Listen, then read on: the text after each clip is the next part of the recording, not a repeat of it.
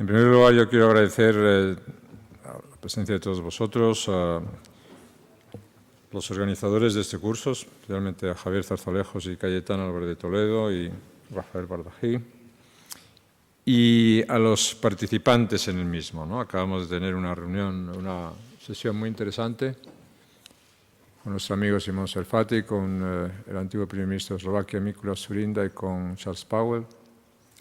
Y ahora pues damos la bienvenida en primer lugar a Michel Alliot-Marie. Muchas gracias, Michel, por estar aquí. Michel Alliot-Marie ha sido uno de los grandes personajes históricos del centro derecha francés, la derecha francesa. Lo sigue siendo. Y ha sido ministro de tal cantidad de cosas que no voy a relatarlas porque sería una lista interminable. Pero ha sido ministro de todo lo importante que se puede ser ministro. Y por lo tanto, pues estamos muy contentos con que esté aquí. Por supuesto, Jorge Edwards, bien conocido y un gran amigo de todos nosotros. Escritor, crítico, periodista, diplomático, premio Cervantes y un gran amigo. Y muchas gracias por venir, por estar con nosotros, por compartir con nosotros una vez más, Jorge. Y Mario Vargas Llosa, pues que tampoco necesita alargarse mucho en sus elogios, que es bien conocido, por razones de amistad, por razones de admiración, por razones de todo tipo. Y muchas gracias por estar aquí una vez más con nosotros en el Campus FAES para hablar de este tema de la Iniciativa Atlántica. El objetivo de esta reunión es, más que tener 4 intervenciones consecutivas, sino más bien tener un diálogo constructivo sobre una base que es lo que podemos llamar la Iniciativa de la Cuenca Atlántica, o el Atlantic Basin Initiative en inglés, que es una iniciativa que hemos podido poner en marcha, que se ha puesto en marcha en la Universidad Johns Hopkins de los Estados Unidos, en Washington, que ha desarrollado ya distintas actividades y que tengo el honor y la satisfacción de dirigir, y es una de mis actividades profesionales y académicas en este momento, y que cuenta con la participación de muchas personas destacadas, entre otras, por ejemplo, de las que están presentes aquí, precisamente Michel Alliot-Marie. Yo quiero decir a todos que yo soy por si alguien tenía alguna duda, ¿no? Pero yo soy un atlantista convencido por distintas razones, ¿no? La primera es que yo no puedo explicar España sin el Atlántico, me resultaría imposible. No puedo explicar Europa sin el Atlántico, me resultaría también imposible. Es más, si pienso en la Europa reciente, en la Unión Europea, tengo que decir que, en mi opinión, la Unión Europea fue posible por la relación atlántica, es posible por la relación atlántica y será posible o no será por la relación atlántica. Y luego, desde un punto de vista estrictamente, circunstancias estrictamente personales, pues yo creo en los valores atlánticos. En eso que se ha llamado los valores atlánticos, que se puede llamar también los valores occidentales, son los valores que yo defiendo. Estoy muy orgulloso de defender esos valores y además considero que esos valores no son intercambiables con otros valores y además considero que son mejores que otras cuestiones, otros supuestos valores que pueden ofrecer desde otras partes del mundo. El Estado de Derecho, la libertad, la democracia, la tolerancia, el pluralismo, la igualdad entre hombres y mujeres, pues son principios, son valores que merece la pena ser defendidos y son en los que creo. Además de eso, me lleva a ser un atlantista convencido también el análisis de la situación estratégica del mundo. Y me lleva a la convicción de que es un momento, como se decía recientemente hace poco en esta misma mesa, de reforzar, ampliar y revitalizar la idea atlántica. Por lo tanto, la idea de esta iniciativa de la Cuenca Atlántica es reclamar un papel protagonista para el Atlántico en el mundo del futuro, para la política atlántica, contando con el éxito evidente histórico del Atlántico Norte y teniendo en cuenta el potencial extraordinario del Atlántico Sur. Es decir, que la cuestión sería cómo incorporamos el Atlántico Sur a las corrientes políticas generales del Atlántico Norte. Ese es el sentido básico de la iniciativa de la Cuenca Atlántica, es mirar al Atlántico como un todo y pensar que la relación atlántica del futuro no debe estar solo basada en una relación histórica cada vez con una gran relevancia y con una gran trascendencia entre Norteamérica y Europa, sino que debe estar mirada en 4 pilares: Europa, Norteamérica, América del Sur y Centroamérica y una parte del continente africano. Eso es lo que denominamos la iniciativa de la Cuenca Atlántica, una iniciativa basada en esos 4 pilares. Otra de las cuestiones que maneja esta iniciativa, cuyo manifiesto y cuyos objetivos tienen todos encima de la mesa, pues es salir al paso de la idea de que el mundo del futuro está escrito inevitablemente en el Pacífico y que el destino del mundo atlántico es inevitablemente el declive. Eso no es así, yo no estoy de acuerdo con esa visión y no planteamos esa visión en términos, en ningún caso, de confrontación, obviamente, sino en términos de análisis estratégico real. Del declive del Atlántico, del declive de las políticas atlánticas o del mundo occidental se ha hablado muchas veces, muchísimas veces, en distintos momentos de forma recurrente. Las últimas han sido, por ejemplo, hay que recordar cuando se hablaba de la capacidad japonesa en los años 80 como una capacidad desafiante de lo que significaba el mundo occidental o la relación atlántica, o en este momento, obviamente, de China, ¿no?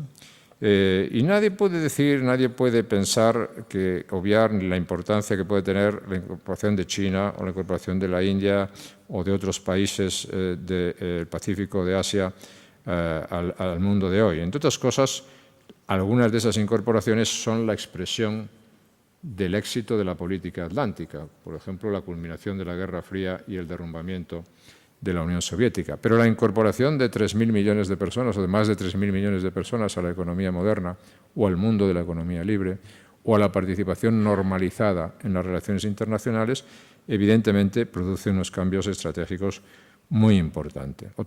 Una cosa es esa y otra cosa es no analizar que los factores de estabilidad o de institucionalidad o de seguridad que se producen en el Atlántico no se van a producir en mucho tiempo en el Pacífico de la misma manera, en ningún caso. Y luego, evidentemente, se producen otros cambios, ¿no? Incluso cambios que afectan a posiciones estratégicas de países, como es el caso de los Estados Unidos. Los Estados Unidos definieron recientemente una política que llamaron Pivoting to Asia, es el reequilibrio hacia Asia, que naturalmente están redefiniendo, u otras políticas como esa política aconsejada de Leading Behind the Scenes, que yo creo que es una doctrina recomendable para un presidente retirado, influir detrás de las bambalinas, detrás del escenario, ser influyente, ser atendido, ser escuchado, pero que es una doctrina catastrófica para un superpoder que tiene las responsabilidades globales en todo el mundo, ¿no? Y por lo tanto, y las consecuencias las estamos viendo pues, en muchas áreas del mundo, ¿no? El Atlántico, la cuenca atlántica, tiene una población joven, excepto en Europa, cuestión sobre las cuales europeos deberíamos reflexionar seriamente. Tiene unos sistemas institucionales más seguros y aunque algunas personas no hayan reparado en eso, se dan varias circunstancias en la cuenca atlántica. Tiene las mayores reservas de petróleo del mundo, tiene las mayores reservas de gas del mundo, las mayores reservas de materias primas del mundo, las mayores reservas de alimentos del mundo y las mayores reservas de agua del mundo. Tiene los mayores flujos de intercambios comerciales, de intercambios de bienes y servicios del mundo en este momento y comparte como área unos valores culturales sin duda que no están al alcance de otros en este momento.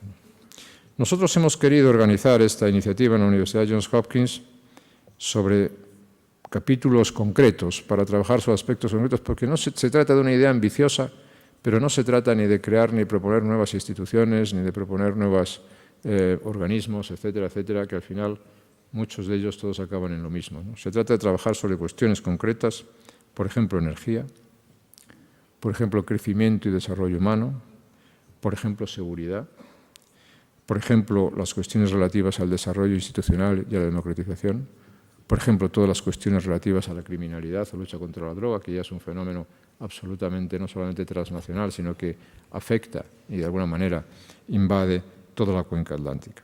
Y como ejemplo de eso vamos a celebrar una de nuestras primeras reuniones monográficas, que será un foro sobre la energía, el Atlantic Energy Forum, que celebraremos en México el próximo mes de noviembre. Es decir, se trata de estrechar los lazos atlánticos desde posiciones concretas.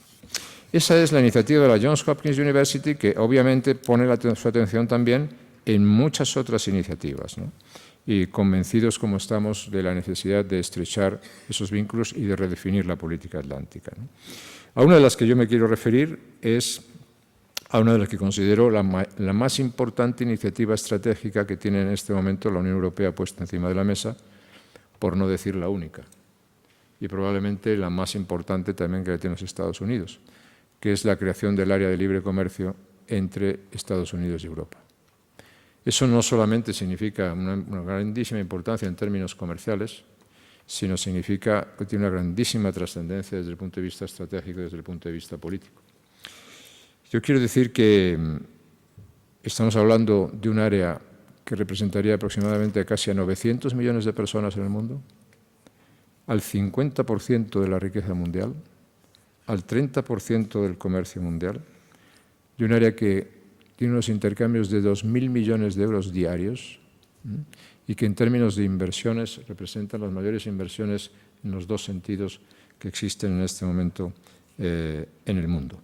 Pero además, por razones estratégicas, por razones políticas, por razones de defensa, por razones de seguridad, por las transformaciones que se están produciendo, por como se hablaba antes, y hablaremos también en México, por las necesidades energéticas europeas, por la revolución energética que se está viviendo en los Estados Unidos, pero por una necesidad vital europea y una necesidad también vital de los Estados Unidos, evidentemente yo considero que esa iniciativa es una iniciativa de una importancia estratégica fundamental.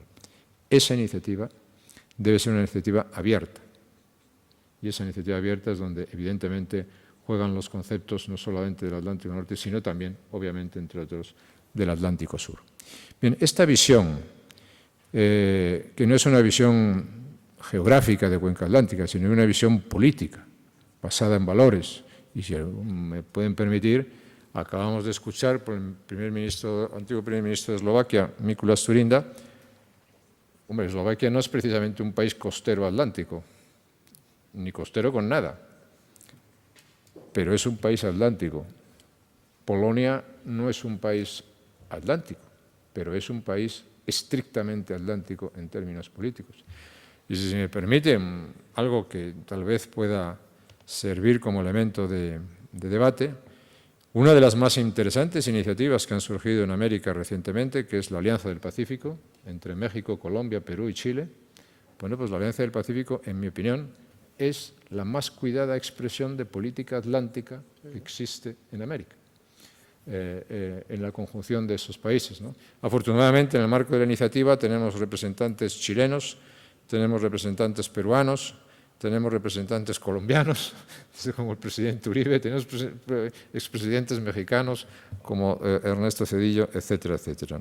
En conclusión, yo creo que estamos en un punto crítico en cuanto a las decisiones estratégicas en el mundo y la visión atlántica que aportamos en términos de valores, en términos de competencia, en términos de influencia, en términos de garantía de estabilidad y de prosperidad para el mundo, es una de nuestras preocupaciones y es una de las preocupaciones que queríamos compartir. Es una iniciativa ambiciosa, pero sobre todo es una iniciativa deseable, como todo lo que está puesto encima de la mesa con una buena ambición. Y sobre estas cuestiones, pues yo creo que podemos abrir un diálogo en los términos que consideréis y sobre las cuestiones que consideréis, Michel, Jorge y Mario. Y por lo tanto, pues de los tres que empiece el que quiera, ¿no?